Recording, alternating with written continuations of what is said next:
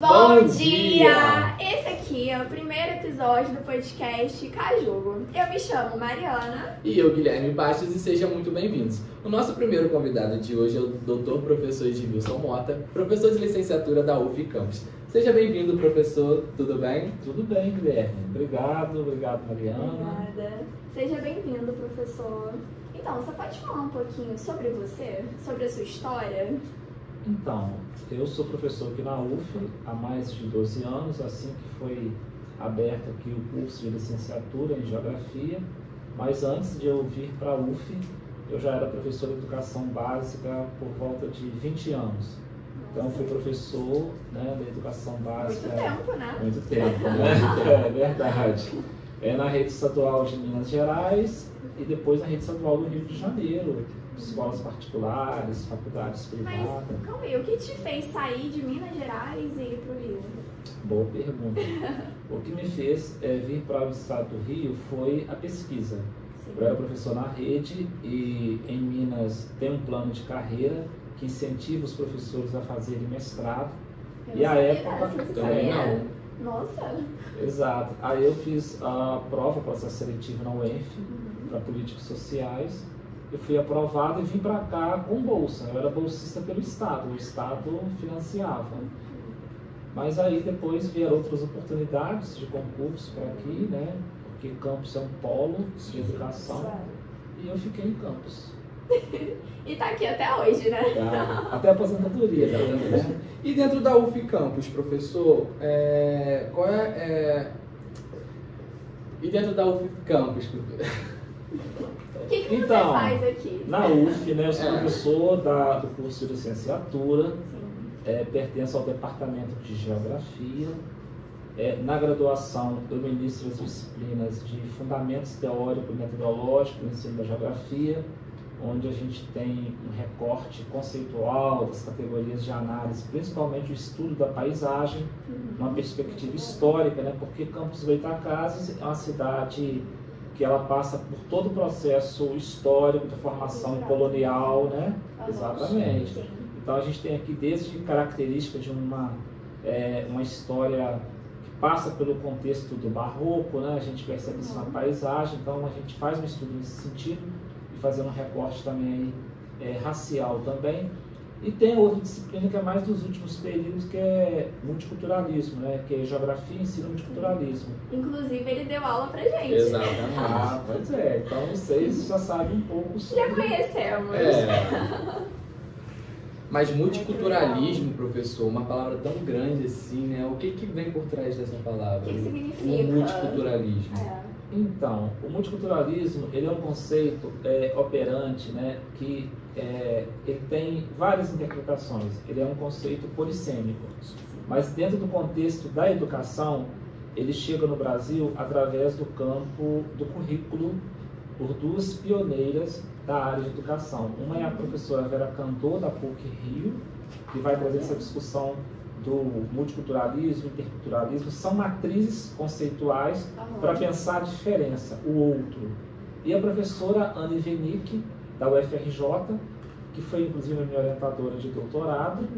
Então, o multiculturalismo ele entra nesse campo aí do currículo, focando no outro, esse outro que está invisível nas narrativas dos livros didáticos. E ele é uma das principais linhas de pesquisa do seu laboratório, né? A ludoteca. Pode contar um pouquinho pra gente quais são essas linhas de pesquisa? Mas antes das linhas, por que ludoteca? Da onde vem a ludoteca? Como surgiu tipo ludoteca? Então, a ludoteca vem do conceito mesmo do lúdico. Porque quando nós pegamos os fundamentos basilares, né, na educação infantil, que é a base do desenvolvimento humano, tem lá que o verbo que vai, né, regente, né, que vai comandar o entendimento, a compreensão de educação é o brincar.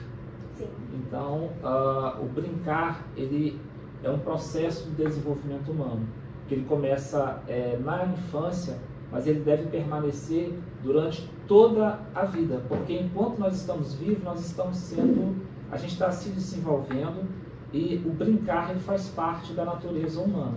Então, a ludoteca vem desse espaço mesmo de desenvolver atividades lúdicas, pensando no ensino de geografia, a relação desse sujeito com o espaço, né, e como que ele se desenvolve de forma lúdica, porque a produção do conhecimento não é algo que deve ser simplesmente, né, ter a função de reproduzir, mas a gente tem que ter também ali, né, o sentir. E o sentir, ele passa pelo ato, pelo lúdico, você sentir. Perfeito, perfeito. E o que seria o corpo sem órgão? O corpo sem órgão, ele é um conceito já da esquizoanálise, desenvolvido por dois pensadores franceses, que é o Gilles Deleuze e o Félix Guattari. Um é do campo da psicanálise e o outro é filósofo. E eles vão pensar exatamente saídas antissistema, porque a educação é um sistema que é um rolo compressor, no sentido de você entra na escola desde a educação infantil, se você for só nessa reprodução de colocar na cabeça da criança o conhecimento, ela sai lá na frente pronta. Que pronta é essa? Então você vai homogeneizar a pessoa. Toda a sociedade era composta de vários sistemas. O corpo sem órgão, ele é digamos assim, uma provocação para a gente pensar fora do sistema. Então, na universidade, quando a gente traz a questão do corpo sem órgão, né, esse conceito, e ele tem a sua base também no Antony Artaud, que era um artista de teatro, e ele está internado no hospício, porque o hospício também, à época, é um sistema que é para simplesmente matar os corpos, e ele faz ele escreve um texto, né, e ele quer anunciar esse texto na rádio do hospício. Então, a partir dali, ele fala tudo que ele gostaria, né, só que o hospício era um lugar que era para amarrar esse corpo, atar esse corpo. Então, simbolicamente é isso. E quando eu trago essa analogia para dentro do ensino, para mostrar que a gente tem que tentar romper, né, com esse sistema de currículo, que cada professor dando a sua disciplina na sua gaveta, operando, e às vezes não traz exatamente esses encontros. Então, o corpo sem órgão vem nesse sentido, de provocar, de pensar no currículo, mas com outras possibilidades, com entradas e saídas de outros tipos de conhecimento. Vamos sair um pouquinho da caixinha, Exatamente. né? Eu sei que você fala muito sobre a psicanálise, né? Por quê? Então, porque a psicanálise, ela é um campo de produção do conhecimento que ela vai estar voltada para o indivíduo. Porque a gente tem assim, no campo da sociologia, a sociologia como área da ciência, ela já pensa já o sujeito de direito, na sua individualidade. Só que a psicanálise, ela vai voltar para esse sujeito, para os seus aspectos internos, né, para o seu inconsciente, sobretudo. Porque a gente é muito regido enquanto consciente e inconsciente. Então, o inconsciente é aquilo que não aparece nas relações externas, nas normas. E o consciente já está nas normas, é um princípio da psicanálise. Então, nesse sentido, quando a gente está trabalhando com a educação, com o desenvolvimento, com a produção do conhecimento, a gente tem que ter esse olhar também desse sujeito que chega trazendo as suas diferenças, que muitas vezes elas não aparecem no jogo das normas. Então, a psicanálise, nesse sentido, ela é um campo que dialoga bem com a produção. E aí, professor, voltando para a ludoteca, o nome do laboratório não é só ludoteca, né? Tem o José Camilo Gomes. E por quê? Quem foi José Camilo Gomes, para você poder nomear, tipo, o seu laboratório? Então, Camilo José Gomes, né? Camilo José Gomes, ele é um ex-escravizado que no século XIX, ele nasceu em 1821, aqui em Campos dos Goytacazes, e ele vai crescer com seus pais até os 13 anos. E o pai dele era uma pessoa que sabia ler. E ele, só que a dona da fazenda, à época, falou que não precisava de 2 marceneiros, carpinteiros, porque ele aprende a profissão com o pai. E ela traz ele na condição de um escravo de ganho para trabalhar como carpinteiro e marceneiro na cidade. Inclusive, ele participa da reforma da Igreja Nossa Senhora do Carmo em 1834 para 35, quando a vila ela vai à condição de cidade. E ela faz ela adoece e faz um inventário, dizendo um testamento, dizendo que depois da morte dela, daí 10 anos, que ela tinha uma filha de 7 anos, que ele deveria, enquanto isso, cuidar dos bens dela e pagar uma tutora para a filha. Passaram esses 10 anos, ela não morreu, só 10 anos e 6 meses depois que ela morre. E aí ele entra na justiça reivindicando o direito dele à liberdade. No primeiro momento ele não consegue. Então a gente, através do PIBID, que é um programa de ensino e pesquisa fornecido pelo governo federal, os alunos aqui do núcleo de pesquisa fizeram um levantamento nos jornais do século XIX e descobriram essa história. Então eu trago essa história, eu resgato essa história e a gente dá o nome desse espaço. Por que o lúdico? Porque a base do desenvolvimento e essa potência que faz Camilo José Gomes entrar na justiça estava lá com o pai dele, que ensinou a ele o sentido das coisas através do lúdico. Porque todo carpinteiro, ele começa brincando. Você começa tendo contato com a madeira, com brincar. Daí se desenvolve. Então, e quais são as outras linhas de pesquisa e estudo da ludoteca? Então, a gente tem duas linhas de pesquisa que vai ser na área que tem muito a ver, que dialoga com a disciplina quando o aluno entra, que é Fundamentos Teóricos e Metodológicos, que eu tenho como recorte um diálogo dentro do campo da geografia cultural, tá? E a partir desse campo a gente trabalha muito voltado para a categoria da geografia, que é a paisagem, que é o estudo da cidade. A gente procura desenvolver aqui um campo, né, de pesquisa olhando para a cidade, para a história regional. Então, essa é a primeira linha. E a segunda linha tem a ver com o campo do multiculturalismo, onde a gente trabalha com recorte de raça, aí entra a questão de religião, de gênero, né? Toda essa questão do outro e das diferenças. E aí, linkando um pouco com a paisagem, a gente aqui da UF Campus nota muito que o senhor gosta de fazer trabalho de campos cataguases, né? Você tem uma ligação com Cataguases? O que você tenta trazer para os seus alunos, levando eles para Cataguases nesse trabalho? Trazer para campus, né? Cataguases, gente, é assim, maravilhoso, né? É uma cidade mineira. Primeiro tem a ver porque eu sou mineiro. Vocês vão perceber, né, no meu sotaque, né, que eu sou mineiro mesmo. Né, mas eu nem percebi. Então, e assim, Cataguases é um reduto do movimento modernista nos anos 20 e 30. Enquanto São Paulo e Rio de Janeiro estavam fazendo esse movimento, buscando uma ruptura com as estruturas estéticas na literatura, na arquitetura europeia, na pintura, Cataguases também vai começar um movimento literário, um movimento artístico nos anos 20, com jovens de lá. E isso vai trazer assim, um movimento não só no campo da literatura e das artes plásticas, mas vai trazer também no campo da arquitetura, que tem uma ascendência de uma classe média alta lá, do setor têxtil, que eles vão financiar obras, construções, tanto de casas privadas, né, casa particular, como também alguns equipamentos, como escola. Teve uma escola lá construída pelo Oscar Niemeyer, tem os irmãos MM e Roberto também que participam. Assim, os grandes arquitetos do Brasil vão passar por Cataguases. Então, Cataguases, uma cidade assim a época deveria ter 30 mil habitantes, creio eu, talvez até menos, não sei precisar no momento, e Cataguases faz esse diálogo, ao ponto de Mário de Andrade responder a carta de um escritor de lá, que teve um destaque na cena nacional, e falar que ali, né, tinham grandes escritores. E aí, por que eu faço um campo para Cataguases? Porque a gente estuda a paisagem modernista de Cataguases. Porque qual é o meu foco? O meu foco, para entender, fazer uma síntese nacional da identidade brasileira, desse Brasil, eu trabalho com duas paisagens que eu acho que elas são fundantes.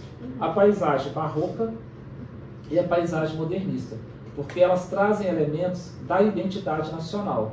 Então, em Campos do Goytacazes, a gente tem marcas de igreja com um sistema construtivo calcado dentro da estética do barroco, a gente vai ver isso, né, que tem toda a relação com as ordens religiosas, e Cataguases já é um outro momento do século XX, do boom do capitalismo, como que ele se reorganiza, se reestrutura numa cidade que era cafeeira, né, que era da cafeicultura, e ela passa para o setor têxtil. Isso vai espelhar numa paisagem que eles vão trazer os arquitetos que estão definindo uma nova paisagem no Brasil, que é o modernismo, que isso aparece em Cataguases. Então, o que você vê em Cataguases é uma síntese, assim, né, do que é São Paulo e Rio de Janeiro. Nossa, que legal. Eu gostei desse link que Sim, ele fez, perfeito, né? perfeito. E a gente não falou sobre o quilombinho, né? O quilombinho do Camilinho. Então, o quilombinho do Camilinho, né, essa coisa gostosa, assim, é mais lúdica ainda, né? Então, é um outro desafio que eu me coloquei, né, diante dele. Eu vivo de desafios, né? Avançar numa perspectiva do corpo sem órgão, né? Você o tempo todo procurar romper com o sistema. Como a gente trabalha aqui o desenvolvimento de pesquisa no campo da tecnologia social e com abordagem antirracista, a ideia é trazer a história do Camilo José Gomes, que a gente falou no primeiro momento, né? Sim, claro. Para crianças. Porque você falar sobre a questão racial, né? Você ensinar uma geografia antirracista na licenciatura, a princípio você tem um texto. O texto, ele é uma performance. É um meio de você trazer ali, né, o conhecimento para o aluno da graduação.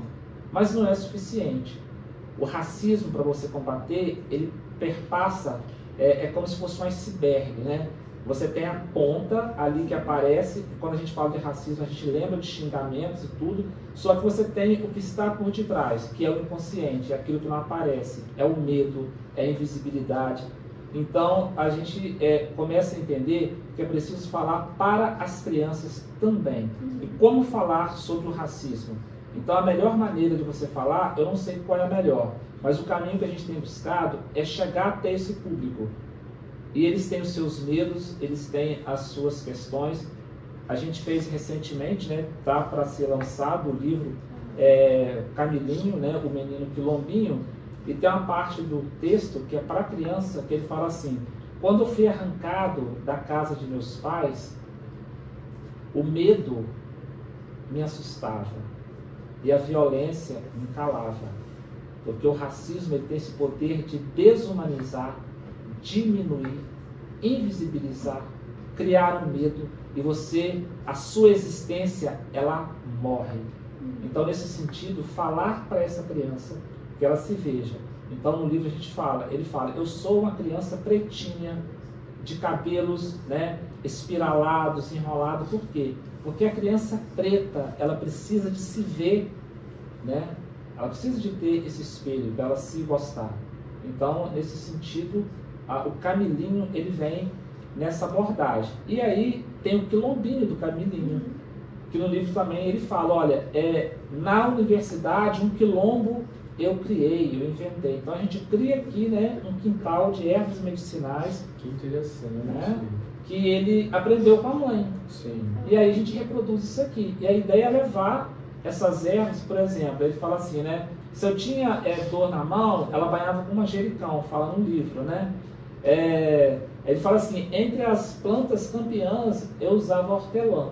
Então a nossa ideia é reproduzir a muda de hortelã e levar para a escola, né, e distribuir para as crianças, que ele leve para casa, planta, ele tem um contato com a terra, cuidar ou aprender a cuidar. Existe um fundamento, né, são 3 fundamentos na educação que está nas diretrizes curriculares da educação infantil, que são os princípios que regem a educação. Isso é fundante. O primeiro princípio é a política. A gente não vive sem a política. A gente passou momentos no país, né, de pessoas querer discriminar, né, ou descriminalizar a política. Quem estivesse na política eram pessoas não honestas. Eles né? não estarem no topo da Exatamente. Mas a gente, o Estado moderno, a gente precisa de viver pelas instituições, que é a política que embasa. E aí, isso está no campo da educação. O segundo pilar é a ética. Então, a gente precisa da ética do cuidado, né?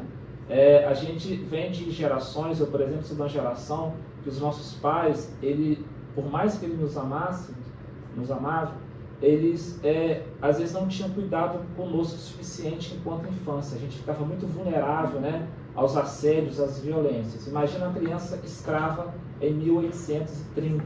E muitas das vezes sofre assédio e nem sabe que está sofrendo. Exatamente, essa é uma questão, então precisa de falar sobre isso. E a outra questão que é o terceiro fundamento é a estética, que fala sobre o sentimento.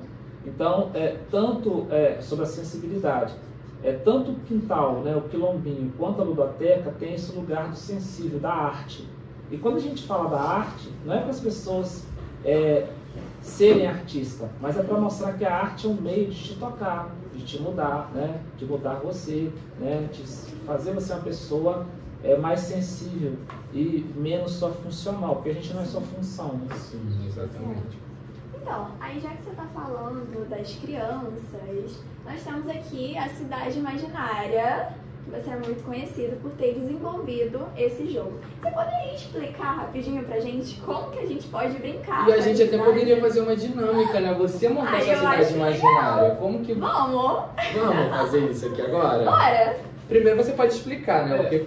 E daí a gente joga um pouquinho. Então, a cidade imaginária, né, ela é constituída na sua totalidade, de 32 blocos coloridos. Cada um, né, são 8 cores. E cada cor dessa corresponde a uma palavra de comando. Então, o preto corresponde ao antirracismo, né? O rosa corresponde a lazer, o marrom corresponde a meio ambiente, o azul corresponde à cultura e o verde corresponde à educação. E aí tem outras palavras que também de comando, que são 8. Então você tem que montar uma cidade imaginária cujo ponto de partida tem que ser o antirracismo. E daí você vai escolher mais 3 palavras entre as 7 que sobram, né? Que você acha prioritário. O que é prioritário numa cidade que você monta? Então, por exemplo, eu escolheria educação, né? Eu escolheria educação, seria uma das palavras de comando. Eu escolheria também meio ambiente, porque a gente está percebendo aí, né? Se você pensa uma cidade, mas sem pensar a relação, né, do homem com a natureza, né, e os impactos, né, essa cidade ela pode até sumir do mapa. Então você vai escolhendo as palavras e vai montando, vai fazendo a composição. O que você vai achando mais prioridade, e depois tem as palavras complementares que você vai compor nessa cidade. É um experimento estético, lúdico, e todo mundo gosta. E aí, professor, você pode trabalhar com crianças e todo mundo, né? Pode.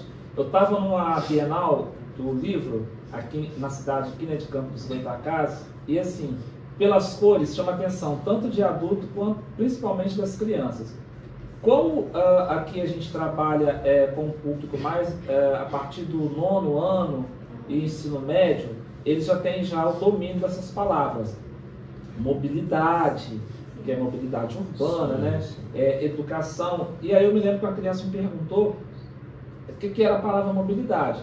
Aí eu falei com ele assim, a palavra mobilidade tem a ver com deslocamento, você sair de um lugar para o outro, ou a pé, ou usar um meio de transporte, pode ser uma bicicleta, pode ser um carro. Aí ele falou comigo que tinha um velocípede, né?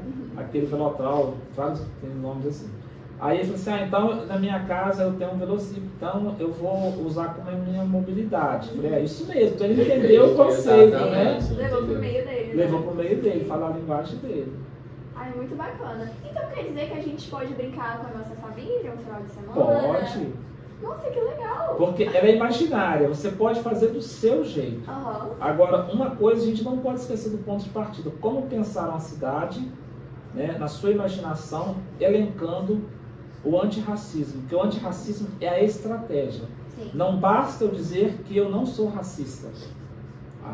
Se eu sou antirracista, eu tenho que pensar como combater o racismo todos os dias. Inclusive a partir de nós. Porque todo mundo nesse país e na América, e a partir do século XVI, vai produzir o racismo na estrutura.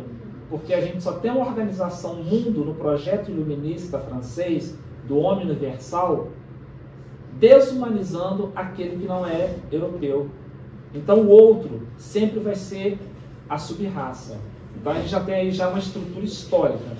E nós nos forjamos, a gente foi formado, seja na religião, seja na universidade, seja na educação, todos os veículos nos forjou, nos fez assim. Então a gente tem que começar a repensar e desconstruir, porque ninguém está construído. A construção de antirracismo é um processo diário, como o machismo, né?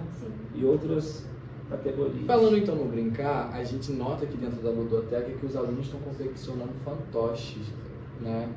E para que então seriam esses fantoches? Então, os fantoches são elementos lúdicos, né, que eles estão preparando a história, a biografia do Camilinho, que é um livro infantil, para eles contarem, através da disciplina de estágio supervisionado que eles fazem, né, e eles vão, ao levar os fantoches, um dos conceitos centrais que está trabalhando é a identidade.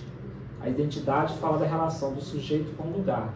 E muitas vezes, como eu tenho essa perspectiva do corpo sem órgão, isso é bom lembrar aqui, né? Eu trabalho muito com os experimentos estéticos. E isso é normal, né? Causou-se uma estranheza dentro da universidade, para muitos alunos que estavam chegando, que a pergunta era assim da desconfiança. Mas isso é geografia? Então, a gente vai da produção de fantoche à performance, né? Que inclusive, basta olhar no livro A Condição Pós-Moderna, do David Harvey, que ele faz lá um quadro mostrando o que é a modernidade e o que é a pós-modernidade, e que na pós-modernidade o que vai predominar nas relações do espaço são as performances.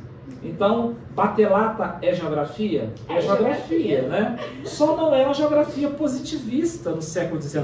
A geografia que todo mundo conhece. Exatamente, né? E o currículo é muito dominante com a geografia positivista. Ela nasceu lá. Agora, qual é a geografia que a gente quer produzir no país? Periférico. Né? Então nós temos que começar a fazer essas perguntas. Porque quando você vai no currículo francês, eles estão procurando desde sempre dar resposta às suas questões. E às vezes a gente quer pensar na geografia brasileira só calcado em cima dessa matriz. Essa matriz era a referência, mas ela não é a única. Então a gente tem que pensar, né? E sobretudo, quando a gente entra no campo do ensino, a gente tem múltiplas geografias, né? E a gente precisa de experimentar. E cada um vai buscando, porque verdades, existem muitas verdades. Qual é a sua verdade? Qual é a minha verdade? Né? E a gente vai exatamente produzindo aí esse elo, que é uma proposta do Deleuze-Guattari também, que é você pensar a produção do conhecimento a partir de um rizoma. Porque quando a gente pensa algo assim, muito vertical, né? Só isso que é ciência, só isso que é geografia. É uma visão arborescente. Mas quando eu penso muito em geografia, eu estou pensando, como tem esses pontos de luz aqui, que são os rizomas, né? Você tem vários pontos de vista de outros pontos. Querendo ou não, a gente vai evoluindo também como pessoa. Né? Só que também, você tocou nos pontos de luzes, é uma brincadeira também. É uma brincadeira também. É uma performance. É uma performance. É uma instalação. Se a gente descer esses pontos de luz, que eles estão, a parede ali está o suporte onde eles estão. Mas se a gente desce e coloca cada um desses pontos na mão de cada pessoa, elas vão se movimentando, então cria-se uma relação do corpo como eixo, dentro de uma relação lúdica, que os fios não podem embolar e vai cruzando as luzes. Quando você olha isso, tanto você assistindo quanto você filmando, você vai ver que tem um movimento de corpos e cada ponto desse é um ponto de entrada e saída da produção do conhecimento. Significa o seguinte, quando eu estou aqui conversando com vocês, a gente está gerando aqui terceiro, quarto dimensões de pensamento que a gente vai levar daqui. Isso entre mim e você, né, e você. Mas quando o espectador for assistir, ele vai ter outras interpretações. Então a gente não tem controle sobre isso. É muito querer reducionismo, você pensar a ciência, né, você querer reduzir a ciência, achar que é só isso. Porque quando a gente faz o movimento, a gente faz a experiência, a gente não tem controle. Quando a gente escreve sobre a experiência, é uma performance de registrar. Mas quando você registra, é um fragmento daquele momento que você viveu. Quando você está dando experiência, cada corpo leva de uma maneira diferente. Então Então a gente não tem controle sobre isso. Ler do engano, achar que as pessoas... você leu um livro, é isso. Não, o livro é uma performance, ele é um ponto de vista. Então, por isso que essa questão do rizoma, né, através dos pontos de luz, ele te leva para esse lugar. Sim, perfeito. Nossa, muito interessante. E aí, professor, você falou que várias pessoas têm formas diferentes, né, de compreender aquilo. E aí a gente pode perceber que você, como professor, você encontra muitas dificuldades, tipo, vamos supor, alunos falando, não, isso não é geografia, tipo, tentando debater com você. E como que o senhor lida com isso, sabe? Tipo, eu tento passar algo bacana para as pessoas, só que as pessoas atribuem de outra forma, não tentam compreender aquilo com outro olhar. E é uma dificuldade, né? Porque a gente tenta trazer esses projetos não só para dentro da faculdade, mas para fora também, né? E como ensinar também uma pessoa que não quer aprender daquele jeito? Então, assim, o curso de geografia, né, ele tem uma diversidade. Então, ele tem várias opções. Então, o curso ele oferece uma totalidade, um conjunto de disciplinas. É normal esse estranhamento. Eu confesso para vocês que nesses 12 anos de UF, no início, o estranhamento foi maior. Então, assim, é comum, porque você sai exatamente de uma performance desse quadro. Então, esse quadro aqui, por exemplo, ele tinha a função de você escrever nele. Sim. E é claro que o quadro tem uma função social dentro do processo ensino-aprendizagem, mas não é só o quadro. Então, veja que eu transformei o quadro numa instalação com outro significado, porque aqui a gente transformou no espaço de uma sala do lúdico, como construção. Então, assim, respondendo direto, esse estranhamento do aluno, é comum que às vezes ele não fala comigo. Houve uma vez que quando eu comecei, eu desenvolvi Cidade Imaginária, eu pedi avaliação aos alunos que eles fizessem. E principalmente o aluno que estava tendo contato com a disciplina de ensino no primeiro momento. E aí a avaliação foi positiva, porque houve uma imersão. Mas é normal, teve um aluno que falou, olha, eu acho que isso não é geografia. Né? E tudo bem, eu não tenho que querer dar resposta para ele, né? Eu não tenho que querer dar resposta para ele. Mas aí passou o tempo e eu fui aplicar um projeto sobre paisagem e coincidiu que era na escola que ele estava diretor. E ele foi a pessoa que mais se interessou abraçar o projeto e me pediu, professor, você pode repetir aquele trabalho de campo seu? Que bom que ele conseguiu mudar o ponto de vista. A educação é isso, sabe? A gente não tem que trabalhar com a exclusão. Então, é normal, né, que a pessoa chega... É igual, por exemplo, eu estou trabalhando agora dentro do Camilinho, a gente fala sobre os orixás. Então, eu já até falei com os alunos, é normal que o aluno tenha medo quando fala de orixás, porque a gente vem de um pensamento europeu, cristão, para demonização das religiões de matriz africana. Então, se torna um estranhamento, né? Torna-se um estranhamento. Então, eu já tive um aluno que falou assim, olha, eu não me sinto confortável de falar sobre essa parte. E aí, qual foi a condução para isso? Foi dizer o seguinte, olha só, você consegue então trabalhar a outra parte? Não, tudo bem, eu me sinto à vontade. Então você trabalha com essa parte que o outro colega trabalha com outra parte. Porque é todo um processo de desconstrução. Então aqui não tem que ter a imposição. Mas aí a pessoa, você tem tantos canais, aí que entra a questão da arte. Porque se você fica só com o texto e uma prova, pergunta e resposta, você só tem essa forma de performar e verificar se a pessoa aprendeu aquilo que você trabalhou. E tem inúmeras formas, né? Inúmeras, porque na verdade o professor ele é um ponto nesse processo. Eu não tenho que ter o controle, porque a grande descoberta no desenvolvimento humano, nessa relação professor e aluno, é quando o aluno ele começa a buscar sua autonomia de pensamento. Eu tenho aluno aqui hoje, porque a ludoteca hoje, os alunos, né, eu posso dizer que eu tenho aí mais de 30 alunos aqui, entre bolsistas e outros que vieram para cá, escolha, né? Porque entenderam. Então, assim, as pessoas chegam aqui, primeiro assim, elas se sentem no espaço que ela não quer sair. E é interessante que eu estava em viagem há uns dias atrás, e os alunos já estavam no processo de fazer os fantoches. E eu falei, olha só pode usar o feltro depois que eu chegar mas vai fazendo molde agora no papel. Já querendo usar, né? Mas ficou difícil, porque todo mundo já queria usar. Por quê? Porque os feltros eles ficam ao lado, são todos coloridos, então isso estimula. Então as cores chamam a atenção. Chama atenção, então eles querem usar o feltro, então já pode usar o feltro, quer usar uma caixa, quer usar aquilo, então vai se apropriando. Sim, isso é legal, isso é entendeu? Outra coisa que eu vou fazer aqui agora também, assim, né, é deliberar, deixar que os armários, né, que ficam com os materiais, que os bolsistas, né, que quem usa a ludoteca saiba onde está, né, que possa usar no momento que ele precisa. Porque isso tem a ver exatamente com o processo criativo. E o processo criativo ele não é careta. O processo criativo a gente não tem que ter vergonha. Então a dificuldade maior que tem enquanto universidade é o fomento, é a pesquisa, é o dinheiro. Porque o dinheiro move, né, para você estar ocupando os lugares. A gente tem hoje assim, um mercado de eventos enorme. Eu gostaria de estar participando pelo menos de 2 eventos por cada semestre.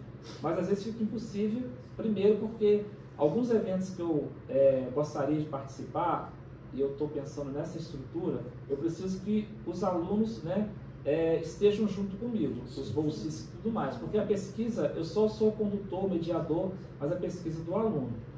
Mas uma coisa importante, é que toda essa produção, ela está ocupando também os espaços na iniciação científica, onde o aluno começa então a aprender o que é um projeto, a escrever um texto científico. Então, por exemplo, nós temos aqui o Confict, que é um evento de âmbito local, que é entre as instituições UF, IF e UENF. Eu vou ter agora, por volta aí de uns 20 alunos em banner. Inclusive já vai ser agora. Vai ser agora. Então, assim, são muitos alunos participando com produção acadêmica. Porque é necessário também que o que a gente desenvolve aqui, que a gente leva para fora, para todos os espaços, seja para Bienal, seja para eventos científicos de iniciação, mas que seja também para os eventos do próprio campo da geografia, para o próprio campo da educação. Aí são os congressos, são os seminários e os artigos que a gente tem que publicar. Recentemente agora está sendo publicado um artigo sobre o conceito de quilombo por um aluno, um ex-bolsista, um ex-orientando meu do mestrado, né, porque eu sou professor do mestrado, que ele fala sobre territórios quilombolas. Então a gente precisa de ocupar esses lugares, né, e levar o que a gente está produzindo. Perfeito, incrível. Então é isso, muito obrigada, professor, por ter aceitado esse convite nosso, de participar desse podcast. O que você acha? Como que foi participar desse podcast? Nossa, assim, primeiro eu quero assim, dar o parabéns a todos vocês, a toda essa equipe envolvida, né? Parabéns ao Guilherme que está aqui, parabéns a Mariana Malê. E aqui está nos bastidores, aqui as pessoas não estão tem noção, não tem noção do que a acontece. Maria Luísa e o Saulo que estão aqui, né? Aqui atrás da iluminação, dos celulares, Está na né? produção. Exatamente. E assim, parabéns a vocês. Então a gente percebe o seguinte, como que a gente tem aqui, né, uma performance rizomática. Sim. Imagine se fosse só um tentando fazer. Né? Os equipamentos de iluminação já foi adquirido há mais de 3 anos. Mas veja como que a gente tem que chegar, tem que formar pessoas, né? Então a gente vai buscando assim, pessoas com habilidade, né? Então vocês assim, se quiserem ir para um mercado que envolva geografia, mas trazendo a comunicação, todos vocês aqui vão ter espaço. E buscar inventar esse espaço também é necessário, porque vocês têm uma habilidade, uma competência muito grande com a comunicação, é uma linguagem assim, né, que vocês estão aqui. Inclusive, veja só, vocês foram aqui preparar a luz do jeito de vocês, a luz foi super bacana, né? Então, assim, foi muito bom, né, vocês estarem aqui fazendo esse belíssimo trabalho. E falar também que ele vai ter mais participações sim, aqui, né? Sim, esse daqui é o primeiro É o episódio. primeiro, mas ele vai ter várias outras participações também. Vai ser muito bem-vindo. Pois é, a gente vai ter novidades aí. Muitas né? novidades. Né? Pode soltar spoiler? Acho melhor não, né? Não, né? Mas vai ser em breve, né? Só instigar aqui um pouquinho. Eu gostaria de ver. Então tá. O que vocês gostariam de ver aqui? Só deixar aí nos comentários. A gente E é dá isso, uma análise. galera. Muito obrigada, gente. Tchau. Um beijo. Tchau, tchau.